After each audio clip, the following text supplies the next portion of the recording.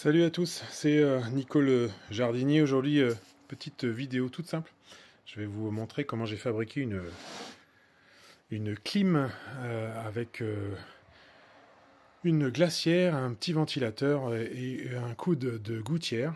Et en fait, vous allez voir que c'est très efficace et que ça coûte quasiment rien. Voilà, je vous montre tout de suite. Alors, c'est tout simple, vous voyez. Vous allez avoir besoin pour ceci d'un petit ventilateur. Alors celui-là je l'ai eu à l'enseigne triangulaire verte, qui normalement il est sur pied, ça vaut 9,90 €.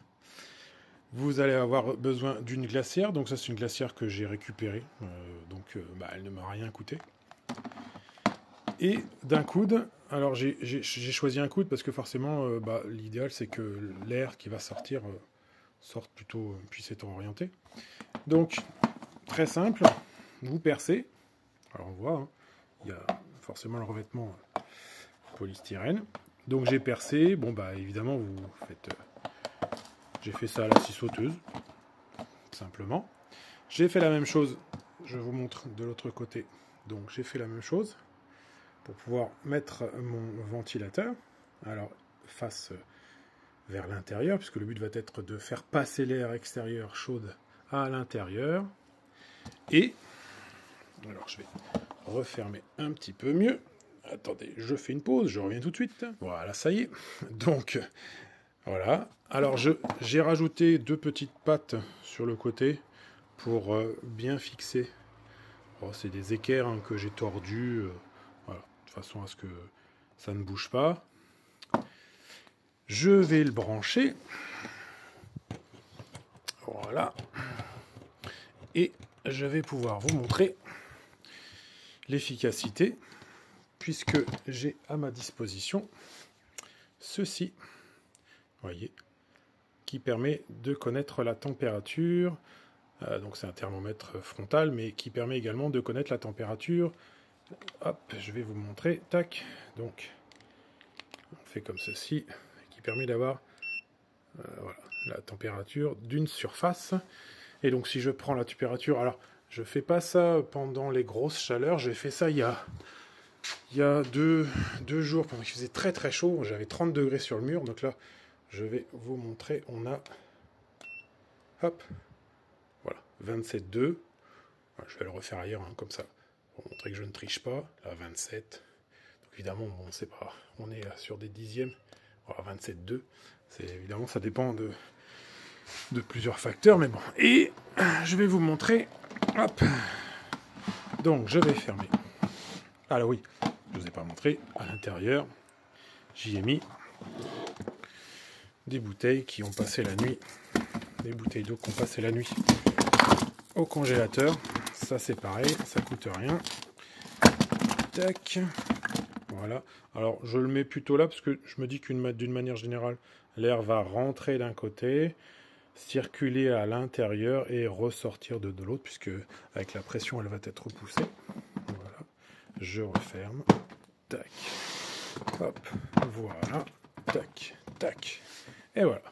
Et maintenant, je vais pouvoir vous montrer la température, donc je mets en route, hop, tac, voilà.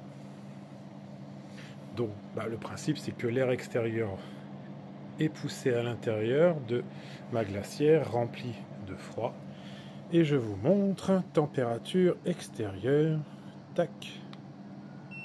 Voilà.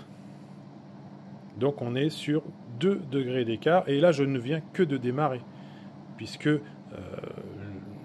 je l'ai fait il y a 3 jours en grosse chaleur. Donc je vous dis, j'avais 30 degrés et j'avais 27 degrés en sortie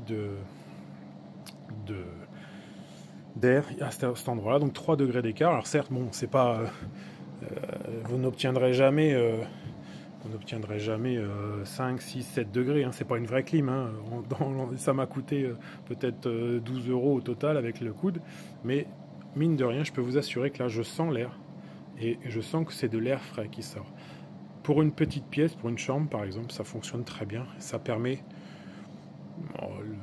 les pains de glace ils tiennent toute la nuit, hein. Donc ça permet en 2-3 heures, vous mettez ça avant d'aller vous coucher, 2-3 heures, ça fait baisser la température.